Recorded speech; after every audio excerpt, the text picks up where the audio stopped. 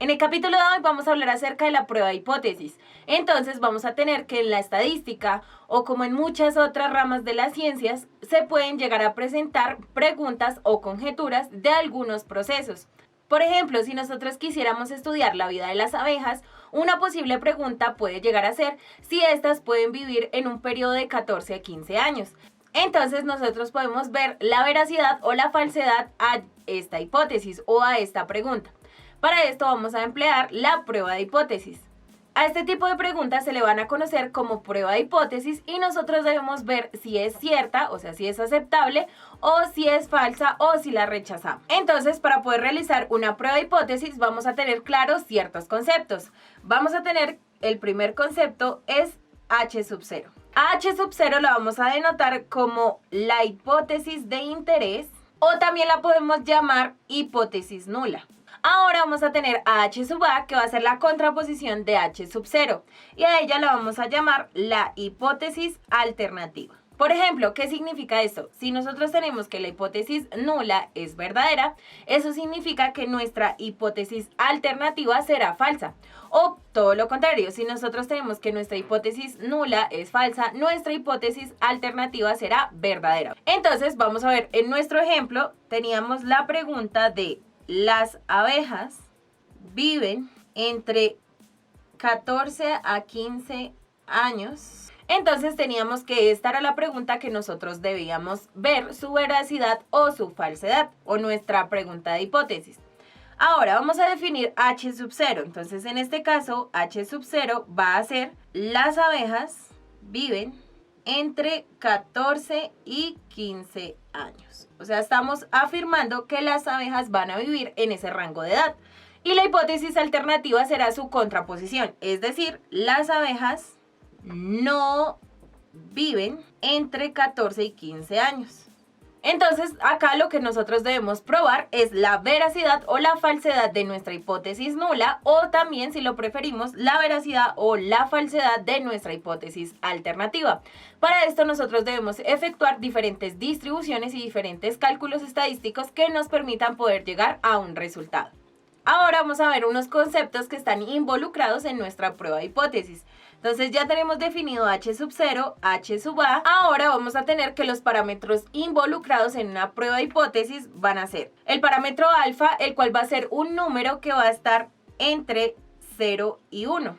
A este parámetro alfa también se le conoce como la probabilidad de error de tipo 1, que lo veremos más adelante. También lo podemos denotar como la significancia de nuestra prueba de hipótesis. Por otro lado, vamos a tener el parámetro beta, que va a ser la probabilidad de error de tipo 2. Y acá vamos a tener que de igual forma, si P es una probabilidad, entonces vamos a llamar la probabilidad restante como Q, que va a ser igual a 1 menos P. De esto quiere decir que nuestra probabilidad total también equivale a 1. Por último, vamos a tener que los símbolos mu y sigma van a denotarnos la media y la desviación estándar respectivamente. Entonces tenemos que esta será la media y esta será la desviación de las distribuciones de probabilidad. Ahora, ya teniendo definidos estos conceptos, podemos darle paso al estadístico de prueba. El estadístico de prueba será la región de valores donde nuestra pregunta puede llegar a caer o no en la región de aceptación o de rechazo. Entonces, vamos a tener que el estadístico de prueba es una región de valores donde nuestra pregunta a observar puede caer. Entonces, de acá vamos a tener otros conceptos. Por lo general, nuestra prueba de hipótesis se plantea mediante dos distribuciones. Estas pueden ser la normal o la t-student. Si nosotros tenemos nuestra distribución normal, nosotros podemos definir la región de aceptación o nuestra región de rechazo. Esta que encontramos acá puede ser nuestra región de rechazo y esta va a ser nuestra región de aceptación. Lo que buscamos es que la región de rechazo sea muy pequeña para poder que nuestra prueba de hipótesis sea verdadera. Es decir, que nuestra H sub 0 sea verdadera. Como les comentaba antes, nuestra prueba de hipótesis se basa en la distribución Z, que es la normal, o nuestra distribución T, que es la distribución T-Student. ¿Cuándo vamos a utilizar la distribución normal? La distribución normal la utilizamos para valores de n mayores que 30 y la distribución T-Student o la distribución T la vamos a utilizar para valores menores o iguales a 30. De la gráfica, entonces, nosotros podemos decir que el estadístico de prueba va a ser esta región de valores donde nuestra pregunta puede caer o no. Entonces, por ejemplo, si nosotros tenemos un estadístico de prueba que nos daría acá, el estadístico de prueba, entonces, si al evaluar los resultados nos da, por ejemplo, que nuestro valor cae en cualquier intervalo que se encuentra acá, si nosotros tenemos que el resultado nos da en nuestra región de aceptación, nosotros podemos decir que H sub 0 se cumple o que es verdadera. Si en dado caso nuestro resultado llega a caer en la región de rechazo, eso significa que nuestro H sub 0 es falso o simplemente lo que hacemos es rechazar la hipótesis de H sub 0. Vamos a hablar ahora acerca del tipo de errores. Como les mencionaba antes, estos van a estar definidos mediante el parámetro alfa o el parámetro beta. Es claro que no estamos exentos de poder cometer algún tipo de error, es decir, afirmar algo que puede llegar a ser falso. Es por eso que para la prueba de hipótesis se establecieron dos tipos de errores.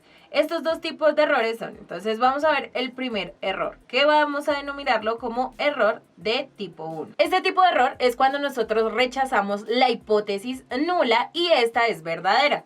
Entonces vamos a colocar que se rechaza H sub 0 cuando H sub 0 es verdad. Entonces ese es el primer error que podemos llegar a tener. Por otro lado vamos a tener el error de tipo 2.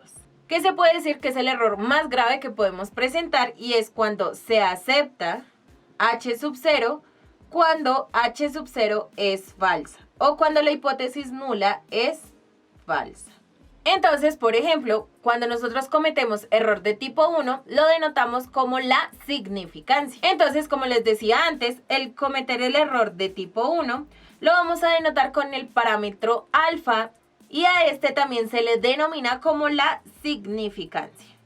Y ahora vamos a tener que la probabilidad de que se cometa el error de tipo 2 la vamos a denotar como la variable beta. Esta probabilidad va a ser muy difícil de conocer al menos que nosotros tengamos nuestra hipótesis alternativa.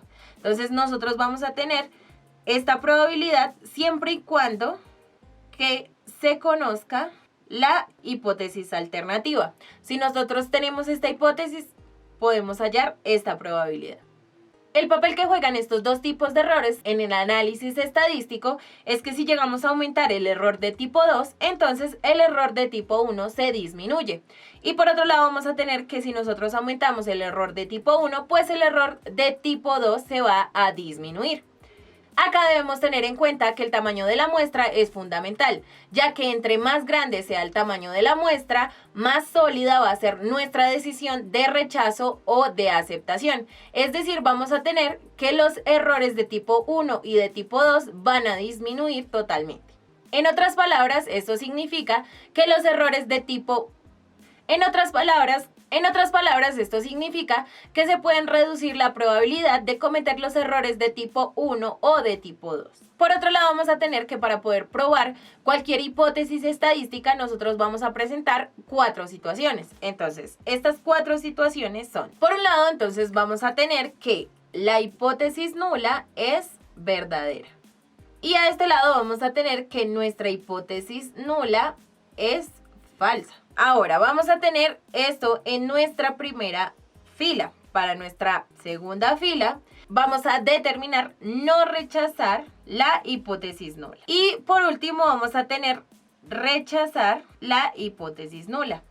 Entonces estos van a ser los 4 posibles situaciones que se nos pueden llegar a presentar en nuestra prueba de hipótesis. Por ejemplo, si no rechazo H sub 0 y H sub 0 es verdadera, entonces vamos a tener que la decisión es correcta. Ahora vamos a tener que si no rechazo H sub 0 y H sub 0 llega a ser falsa, entonces se presentará un error de tipo 2. que va a tener una probabilidad beta. Ahora, si nosotros tenemos que rechazamos h sub 0, pero h sub 0 era verdadera, entonces tenemos un error de tipo 1. De su probabilidad la vamos a conocer como alfa. Y por último vamos a tener que rechazamos h sub 0, pero h sub 0 es falsa. Entonces vamos a tener que es una decisión correcta también. Y este va a ser el cuadro de las 4 posibles situaciones que se nos pueden presentar en cualquier tipo de prueba de hipótesis. Por último, vamos a tener en cuenta los 5 pasos que debemos tener en cuenta para hacer una correcta prueba de hipótesis. El primer paso va a ser identificar o establecer nuestra hipótesis nula y nuestra hipótesis alternativa. Como segundo paso, entonces vamos a tomar alfa o nuestro nivel de significancia y este debe ser fijo. Entonces vamos a colocar acá nivel de significancia fijo. El tercer paso va a ser seleccionar nuestro estadístico de prueba y establecer la región crítica en base a nuestro nivel de significancia. El cuarto paso que vamos a realizar es rechazar h sub 0 si este se encuentra en la región crítica. Rechazar h sub 0 si nuestro estadístico de prueba, o sea, si el estadístico de prueba está en la región crítica. Entonces vamos a tener que si nuestro estadístico de prueba no llega a estar en nuestra región crítica, eso significa que nosotros debemos aceptar nuestra hipótesis nula. Y como un quinto paso vamos a dar conclusiones acerca de la hipótesis o resultados obtenidos. Y estos van a ser los 5 pasos que debemos efectuar para cualquier tipo de prueba de hipótesis. En el capítulo de hoy aprendiste acerca de la prueba de hipótesis y de los 5 pasos que debes tener en cuenta para poder realizar esta prueba.